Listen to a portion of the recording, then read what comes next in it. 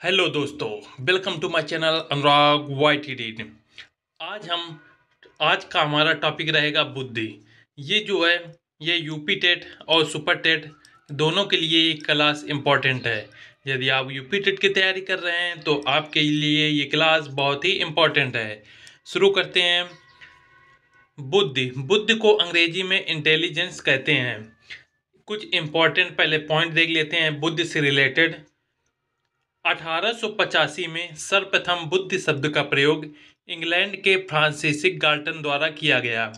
यदि आपसे पूछा जाए कि बुद्धि का सर्वप्रथम प्रयोग किसने किया, तो बुद्धि शब्द का जो है सर्वप्रथम प्रयोग इंग्लैंड के एक मनोवैज्ञानिक हैं गाल्टन, उन्होंने इसका सर्वप्रथम प्रयोग 1885 ईस्वी में किया।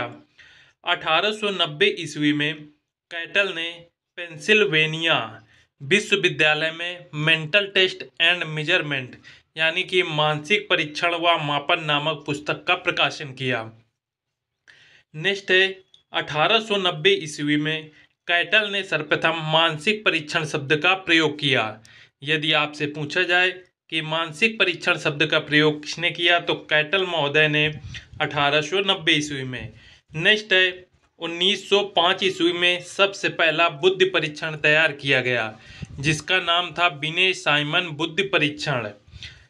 तथा 1908 ईस्वी में सर्वप्रथम अल्फ्रेड बिने ने मानसिक आयु शब्द का प्रयोग किया था। इम्पोर्टेंट है कि सर्वप्रथम मानसिक आयु जो शब्द है इसका प्रयोग किसने किया, तो इसका प्रयोग अल्फ्रेड बिने ने 1908 ईस्वी में किया था। तथा बिने साइमन बुद्धि परीक्षण का प्रयोग सर्वप्रथम जो 1905 ईस्वी में हुआ था।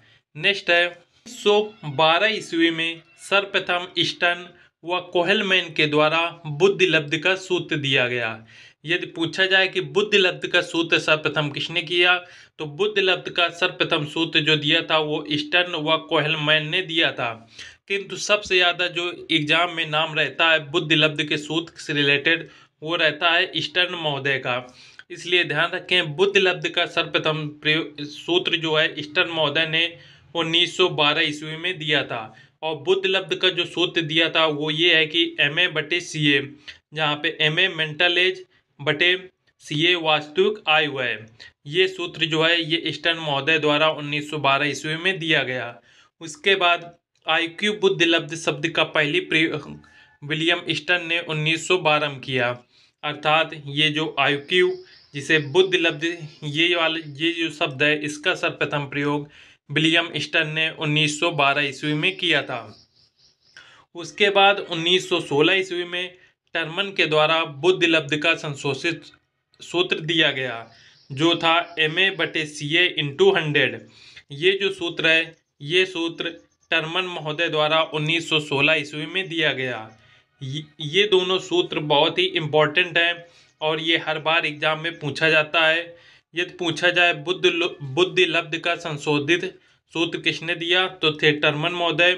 और बुद्धि लब्ध का सूत्र किसने दिया या सर्वप्रथम बुद्धि लब्ध का सूत्र किसने दिया, तो ईस्टर्न महोदय ने 1912 ईस्वी में। नेक्स्ट है देखेंगे बुद्धि लब्ध की महत्वपूर्ण परिभाषाएं जो एग्जाम में कई बार पूछी जा चुकी हैं। पहली परिभाषा है बंगिकम के अनुसार। बंगिकम महोदय की परिभाषा है सीखने की योग्यता ही बुद्धि है। नेक्स्ट परिभाषा है टर्मन महोदय के अनुसार।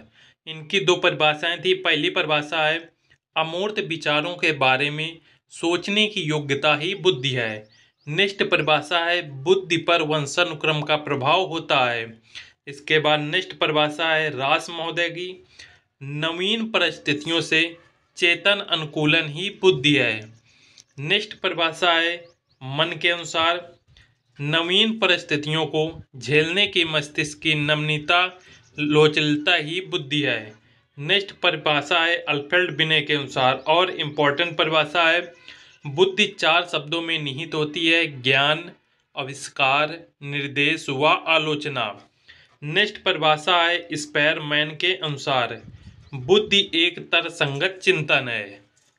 इसके बाद बात करेंगे बुद्धि की विशेषताओं की। बुद्धि की निम्नलिखित विशेषताएं हैं, जिसमें पहली विशेषता है बुद्धि एक जन्मजात शक्ति अथवा योग्यता है। दूसरी विशेषता है बुद्धि एक विकासशील व परिवर्तनशील योग्यता है। नेक्स्ट विशेषता है बुद्धि पर वंशानुक्रम व वातावरण दोनों का प्रभाव पड़ता है। बुद्धि पर मुख्य प्रभाव वंशानुक्रम का पड़ता है तथा वातावरण का प्रभाव केवल 10 बिंदुओं तक ही रहता है। इम्पोर्टेंट है कि बुद्धि पर सबसे ज्यादा प्रभाव किसका रहता है, तो सबसे ज्यादा प्रभाव वंशानुक्रम का पड़ता है। नेक्स्ट है लिंग भेद व जाति विशेष का बुद्धि पर कोई प्रभाव नहीं पड़ता। तो इम्पोर्टेंट है कि लिंग भेद व जाति का बुद्धि पर कोई प्रभाव नहीं पड़ता। नेक्स्ट पॉइंट है बुद्धि एक इकाई न होकर अनेक इकाइयों का समूह है। नेक्स्ट है उचित प्रकार से उत्तर देने, तर्क वितर्क करने, चिंतन करने, कल्पना करने आदि की योग्यता ही बुद्धि है। नेक्स्ट है प्रत्येक वातावरण में समायोजन स्थापित कर लेना ही बुद्धि है। नेक्स्ट पॉइंट है अमूर्त चिंतन करने की योग्यता ही बुद्धि है। इंपॉर्टेंट विशेषता है कि अमूर्त चिंतन की जो करने की योग्यता होती है वही बुद्धि है। नेक्स्ट पॉइंट है अनुभव से लाभ उठाने की योग्यता ही बुद्धि है। नेक्स्ट पॉइंट है बुद्धि की लंबवत वृद्धि 16 से 18 वर्ष तक होती है तथा जो क्षैतिज वृद्धि होती है वो जीवन पर्यंत चलती है। याद रखें यदि आपसे लंबवत वृद्धि पूछी जाए तो केवल 16 से 18 वर्ष तक अर्थात किशोरावस्था तक ही रहती है, किंतु यदि आपसे क्षैतिज वृद्धि पूछी जाए तो क्षैतिज वृद्धि जो ज्ञान व कौशल होता है ये जीवन पर्यंत चलता है। इसके बाद हम बात करेंगे बुद्धि के प्रकार के। बुद्धि के थॉर्नडाइक व गैरेट ने बुद्धि के 3 प्रकार बताए हैं।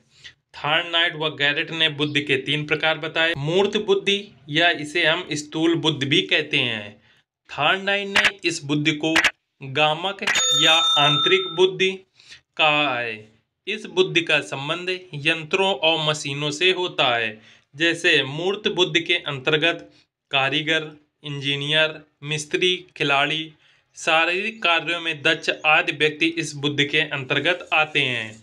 इसके बाद नेक्स्ट बुद्धि है अमूर्त बुद्धि या इसे हम सूक्ष्म बुद्धि भी कहते हैं। इस बुद्धि का संबंध विचारों, प्रतीकों, चिन्हों, गणितीय सूत्रों व पुस्तकीय ज्ञान से होता है। इसे सैद्धांतिक बुद्धि भी कहा जाता है।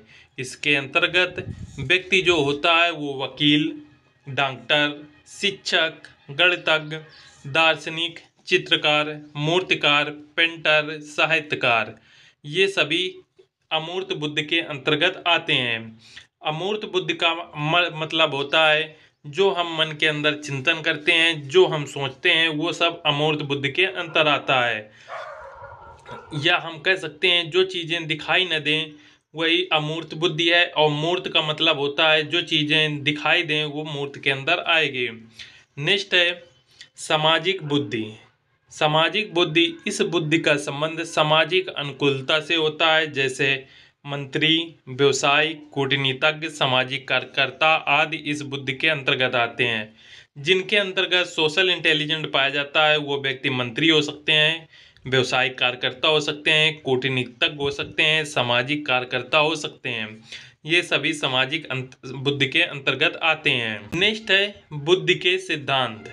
बुद्धि के सिद्धांतों को मुख्य रूप से 2 भागों में बांटा गया।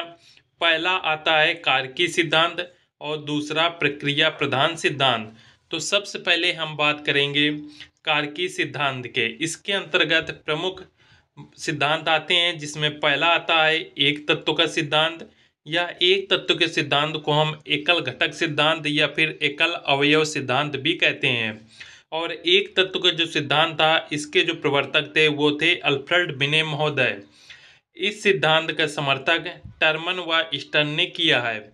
इस सिद्धांत के अनुसार बुद्धि में केवल एक ही तत्व की प्रधानता होती है और वो बुद्धि के जो प्रधानता होती है उसका नाम है सामान्य तत्व। इस सिद्धांत का मान्य नहीं हुआ था, इसलिए इस सिद्धांत को हम निरंकुशवाद सिद्धांत भी कहते हैं। इम्पोर्टेंट है कि एक तत्व सिद्धांत के प्रवर्तक कौन थे। एक तत्व सिद्धांत के प्रवर्तक थे अल्फ्रेड बिने महोदय, और एक तत्व सिद्धांत को हम निरंकुशवादी सिद्धांत भी कहते हैं। द्वितत्व सिद्धांत। द्वितत्व सिद्धांत के प्रवर्तक थे स्पेयरमैन, और ये सिद्धांत दिया था 1904 ईस्वी में। इस सिद्धांत के अनुसार बुद्धि में 2 तत्व होते हैं, पहला तत्व आता है समान तत्व, जिसे हम जनरल फैक्टर या फिर जी तत्व भी कहते हैं। दूसरा आता है विशिष्ट तत्व, जिसे हम यस भी कहते हैं। दो तत्व में आते हैं, एक जी कारक और दूसरा यस कारक। ये भी कई बार एग्जाम में दिया होता है, तो याद रखना द्वितत्व के प्रवर्तक थे स्पेयरमैन। जो समान तत्व होता है, जिसे हम जी कारक भी कहते हैं, ये तत्व जन्मजात होता है। ये तत्व सभी व्यक्तियों में पाया जाता है। ये तत्व स्थिर होता है। ये तत्व जिस व्यक्ति में अधिक होता है वो दूसरों की अपेक्षा जीवन में अधिक सफल रहता है। ये तत्व जीवन में प्रायः सभी कार्यों के लिए आवश्यक होता है। नेक्स्ट है विशेष तत्व, जिसे हम यश कारक भी कहते हैं। ये तत्व अर्जित होता है। ये तत्व भिन्न भिन्न व्यक्तियों में भिन्न भिन्न अर्थात कम या अधिक मात्रा में पाया जाता है। ये तत्व परिवर्तनशील होता है। व्यक्ति में जिस विशिष्ट तत्व की अधिकता होती है, व्यक्ति उसी क्षेत्र में निपुण होता है। भिन्न भिन्न व्यक्तियों में भिन्न भिन्न प्रकार के विशिष्ट तत्व होते हैं। नेक्स्ट हमारा सिद्धांत है त्रितत्व सिद्धांत, और इम्पोर्टेंट सिद्धांत है। त्रितत्व सिद्धांत के जो प्रवर्तक हैं वो हैं स्पेयरमैन। स्पेयरमैन ने अपने द्वितत्व सिद्धांत में एक और सामूहिक तत्व जोड़ दिया। इस प्रकार सिद्धांत ये कहलाया त्रितत्व सिद्धांत। इस सिद्धांत के विवादास्पद रहने के कारण सर्वमान्य नहीं हो सका।